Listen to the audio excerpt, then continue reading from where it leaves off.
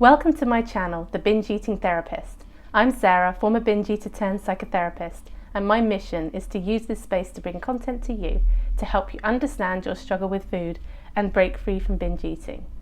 In this video, I want to talk about the small wins and how so much of the time we are not giving enough attention to them, we're not giving ourselves enough credit for the little things that we're doing.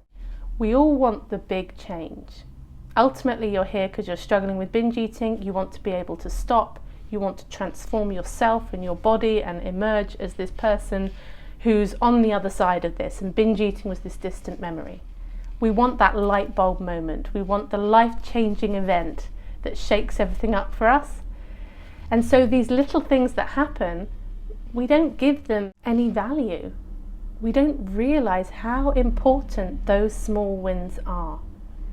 Change often happens through the accumulation of all the small things. Sometimes people do have that big life-changing moment, but we can't manufacture it. I always thought one day I would get my moment and then this would change, and it didn't happen that way. I've been recording a podcast with Steph, it's coming out in August, it's called Life After Diets, and we share a lot of our stories there. So it's really got me thinking about my journey of recovery, and as I've started talking about this stuff with Steph, I've had more and more memories coming back to me around all these different things that led to getting to a better place with food. And they weren't big turning points.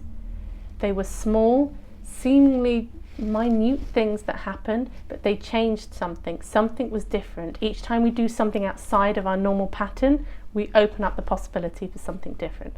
So I was going to share with you a few of my small wins that I think contributed so much to being able to recover from binge eating. There was a time when I was at work and I was working by myself that day, and I think I had a bit of time to kill, and I decided to go to Kensington High Street and treat myself to having breakfast out. So I went to a restaurant and had an English breakfast.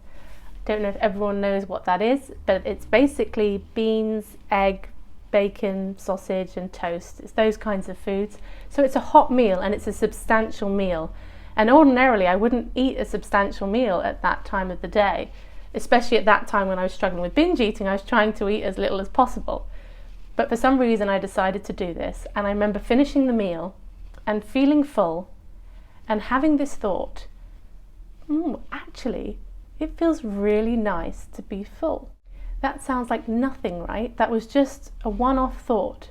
But I'd never thought that before in my life. I'd never thought how it could feel nice to be full. For some reason, my brain went to a different place that day from where it normally does. So it opened up this new possibility. I was trying to move away from the diet culture thinking, so to appreciate fullness. I also remember thinking, I get to carry this energy around with me all day, and I'm good for a while now. I've got all the energy that I need. I don't even have to think about food for a bit. And it stayed in my mind. It stayed in my mind even to this day, even though it was such a small event, because it was different. It was the first time I'd thought about this differently, and we need to change the way we're thinking about this stuff in order for that to then impact our behaviour. Did it mean my binging stopped from that day? No. It was just a small piece of the puzzle.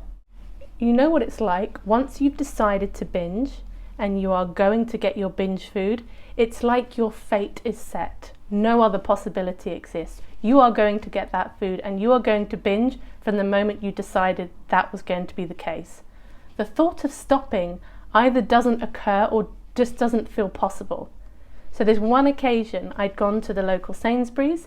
I'm in my binge mode, I was going to binge, I went in, I bought all my binge foods, I was walking home, and I had this sense of disappointment about what I was going to do. And then my brain said to me, you don't have to do it. And I remember having a moment where I thought, well, of course I do, I've got all my binge foods on me, what am I supposed to do with my binge foods? If I take them home, I'm going to binge on them at some point, so I need to just binge and get this out of the way, and then this will be the last time, that old trope. But for some reason, in that moment, the possibility of throwing these foods away popped into my head. There was some resistance to that. I was thinking, it seems like such a waste, doesn't it? You can't throw away food when you've bought it. But actually, the money was already spent, and I threw the food away. Does that mean I threw the food away every time I was in that same situation after that? No. But it opened up, again, something different, a new possibility that had never felt possible before, and now it was possible. So there were more occasions where I was able to stop myself in between that moment of deciding and the binge actually happening. So one incident feels like nothing. This is the difficulty with remembering to acknowledge those small wins. It seems like they're not actually changing anything. Those of us who struggle with binge eating, we have this black and white all or nothing thinking. So part of your brain will say, well, it doesn't matter if Monday, Tuesday, Wednesday I was feeling in balance and I was in a good place with food. If I binge on Friday, I'm still in this problem. It's not enough.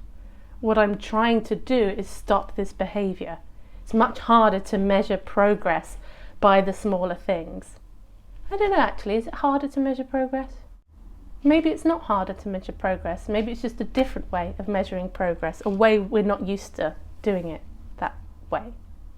Another small win for me came up around the permission side of things.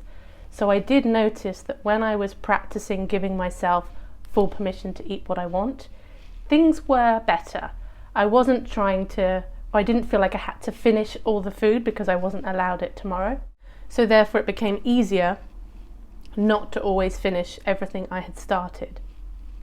But I had a moment, and again, one small moment that shifted something for me. There I was trying to decide whether to eat something or not. And I'm saying to myself, you have permission to have it. It's okay, you have permission to have it. But I'm feeling agitated, and I'm in that dilemma that I think many people get into around this stuff, where you're like, but if I say yes to this food, am I saying yes to a binge? But if I say no to this food, am I triggering restriction and I'm going to binge anyway? So you end up sometimes caught in this bind between saying yes and no. So I'm trying to remind myself, I can say yes to this food, I can say yes to this food. And now I've always related much more to being a permitter. So I'm somebody who says yes to food more often than I say no. There are other people, maybe you're someone who struggles with binge eating and actually you have quite long periods of control with food until you don't. I had very few moments of control around food when I was in my binge eating.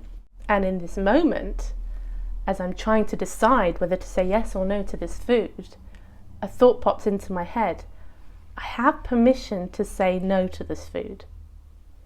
Now, to some people that might seem obvious, but for me, I was scared to say no to food. I was scared about what that meant. So saying yes was easier. The permission side of things was easier for me than someone perhaps with a more restrictive history with food. I had that moment where I thought, okay, permission. It's not about just permission to eat this food. It's also about permission to not eat this food. It's yes and no both existing and both being viable choices. Nothing terrible is going to happen if I say no, because I think part of me believed that there was. So saying no was difficult. It felt like I was going to trigger a binge later, that fear of missing out as well, or fear of saying no to something and then suddenly desperately wanting it later, I think was one for me somewhat as well. So again, this was a small realization, a small win that didn't mean suddenly in every situation I knew whether I wanted to say yes or no, but again it was just another little thing that I could put in my toolbox and go, okay, I've got a few more options here. I'm starting to feel freer. I'm starting to feel like I've got choice. I really wanted to make this video because I wanted you to think about some of the small wins you might have already had. You may be in a place where you feel like you're not making any progress because these little things don't feel like they've changed your behaviour enough. But they're important and they're part of the puzzle. They'll help bring this piece together for you. So let's celebrate the small wins. Remember to celebrate them. Look for them. Share your small wins with me. Pop them in the comments below. I'd love to hear from you. Thanks for being here, and I will see you on the next video.